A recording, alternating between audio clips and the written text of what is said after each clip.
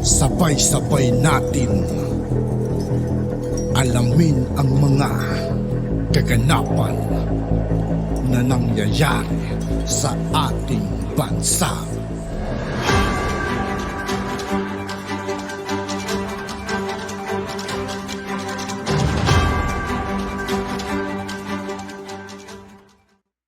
Yo, what's up mga kaibigan? This is I2K po again. Ngayon nandito ulit tayo sa channel ni Banat PH Update TV. Dito ulit tayo magbibigay ng komento at reaksyon. Kaya samahan nyo guys. Let's go! Ito ang balita ngayon na umani ng samut-saring komento at reaksyon sa mundo ng social media. Saan napunta ang common sense ng senador lawyer na ito? Ito nga ang naging komento ng mga netizen sa naging controversial na pahayag ni Senator Chis Escudero na tila ba minaliit si Pangulong Bongbong Marcos Jr. sa kapangyarihan nito na kung kaya niyang magveto ng isang bill at hindi raw siya sigurado kung si President Bongbong Marcos ay pwedeng ibito ang isang batas na ginawa noong hindi pa raw ito inihalal bilang Pangulo ng bansa. Kaya naman to the rescue ang batikang abogado na si Atty. Nick Nangit at diretsahang binweltahan ng naturang senador. Narito ang full report kung saan umani ito ng samut-saring reaksyon sa mundo ng social media. Pero bago ang lahat mga Sa lahat ng hindi pa nakasubscribe mga kaibigan kay Banat PH Update TV, mag-subscribe na po tayo at huwag nyo rin pong kalimutan mag-subscribe dito sa aking channel. Kaka-chika, kung hindi ka pa nakasubscribe sa channel na ito, huwag mo nang patagalin yan. I-subscribe mo na yan at huwag mo rin kalimutang i-click ang notification bell para updated ka sa lahat ng bagong video na i-upload namin.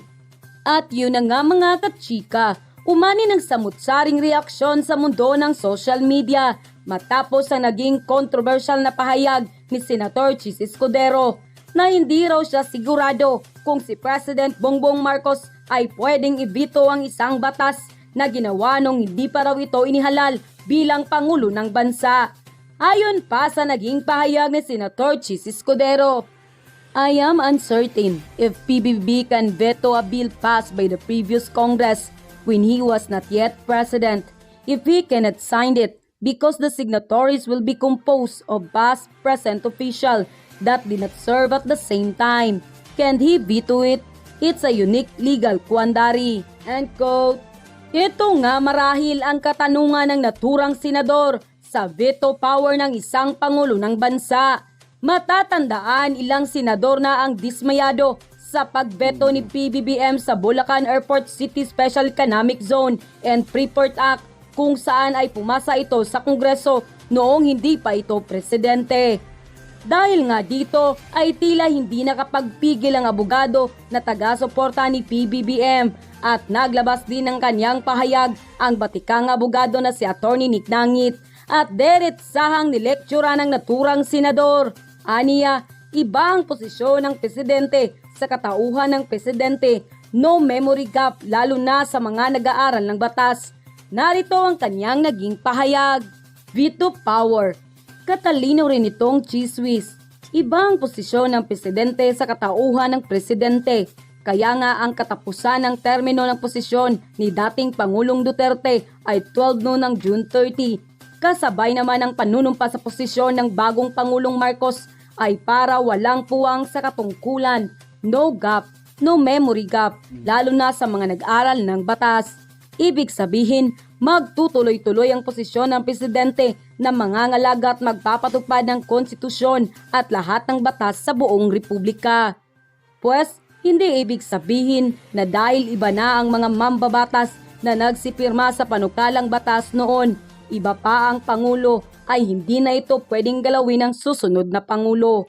Maaring lagdaan niya ang buo o may hindi pagsang-ayon sa ilang probisyon ng panukulang batas. Maaari rin niyang hindi ito lagdaan at maaari rin niyang ibalik ang hindi sang-ayunan ang buong panukalang batas. Presidential prerogative. Ano ang epekto? Una, kung lalagdaan ang susunod na Pangulo, may pagtutol man ni Teo wala sa ilang probisyon, magiging batas yan maliban na lamang sa probisyon na tinanggihan at ipinaliwanag niya ang kanyang dahilan. Pangalawa, Kung hindi lalagdaan at dididmahin na lang niya ang magiging batas pa rin yan pagkatapos ng 30 araw dahil nakasaad yan sa konstitusyon. Pangatlo, kung ibalik naman niya sa Kongreso at hindi sang-ayunan ng buong panukalang batas, hindi yan magiging batas. Nasa Kongreso na kung aayusin uli ang panukalang batas o i-override at baliwalain ang veto o pagtanggi ng Pangulo.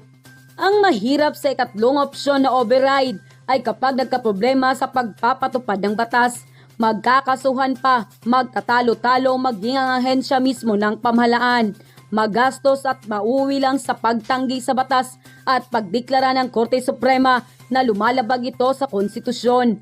Pinatagal pa, kumbaga ang haba-haba man ang prosesyon sa simbahan din ang tuloy.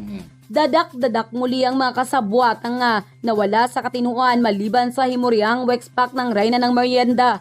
Bakit ba papatagalin kung depektibo talaga? Kadalasan kasi sa Kongreso, nagmamadali sila o kaya'y wala talaga o kulang-kulang alam sa batas at kahihat na ng batas. Gustong makakota para sa susunod na eleksyon o para sa mabangong pangalan. Kaya wait si BBM. Yan ang dahilan kaya hindi niya nilagdaan ang HB number 7575. Ipaliliwanag pa natin ito sa tambayan at sa mga vlogs. Reason for veto. Ngayon ang tanong, bakit hindi napirmahan o pinirmahan ni PRRD? Marahil may paggalang siya sa pagpapasya ng susunod na uupo.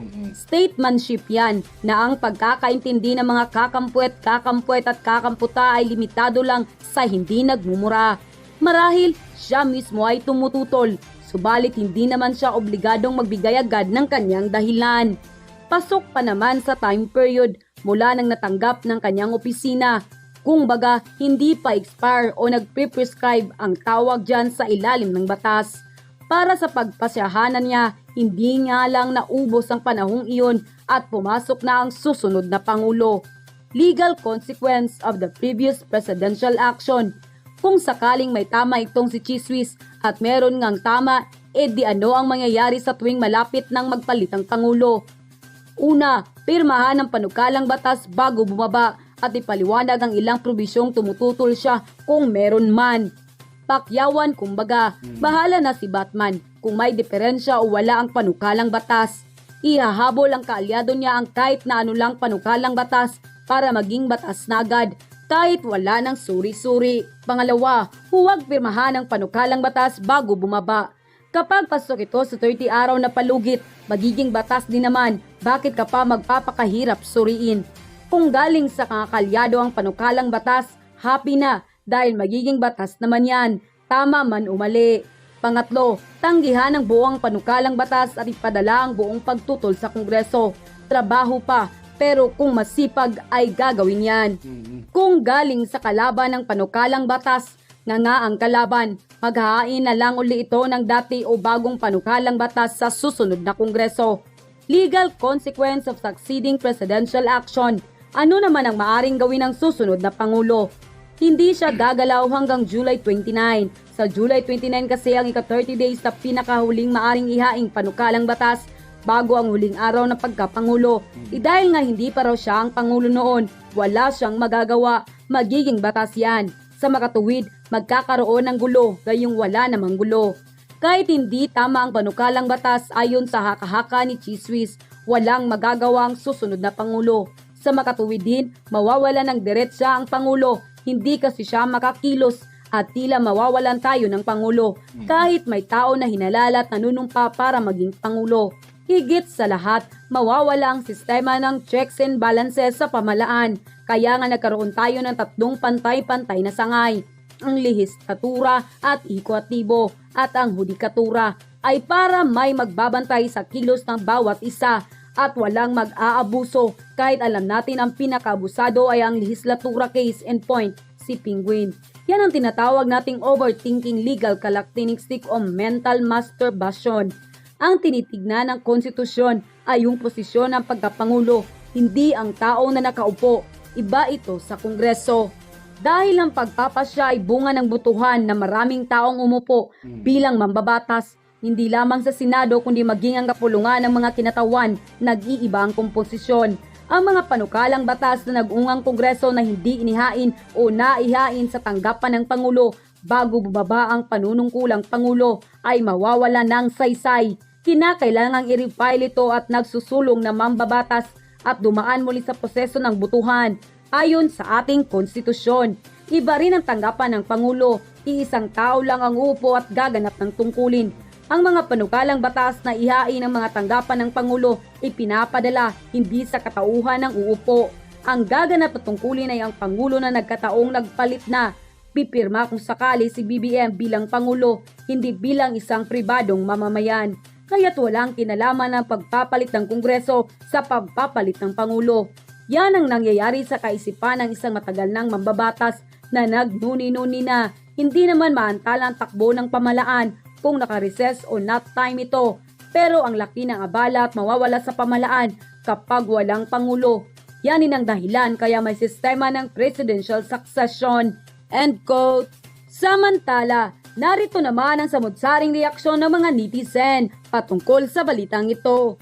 Baka ikaw, Cheese, gusto mo pumirma. Si PBBM na ang presidente, sino pa ba ang may pinakamataas sa posisyon na magdidesisyon? Nga talaga ito. But PBBM is president now. Who else could decide? Sino ka kasing mga bumoto sa ungas na cheese na to? Saan napunta ang common sense ng senator lawyer na ito? Of course, PBBM can veto or approve even if an enrolled bill was from the previous Congress. Regardless, kahit na sino pang may gawa ng bill na yan, it is the disposal of the president to approve or junk it, whether or not if the president is newly elected. The functions are the same. Para sa akin ang hindi abogado, pwedeng i-veto ni PBBM ang bill dahil ang implementation kung maging law ito ay during his presidency at hindi ito makakatulong towards achieving his goal and vision for our country. Freeport, samantalang krisis tayo at may utang ang bansa. Paano tayo makakabangong muli niyan? End quote. At yun nga mga kachika, At yun nga po mga kaibigan, dito po nagtatapos ang ating reaction video. Muli ako po si I2K ng Sundalo ng Dunggalo at 811. Maraming salamat sa patuloy na pagsuporta. Yeah, peace out.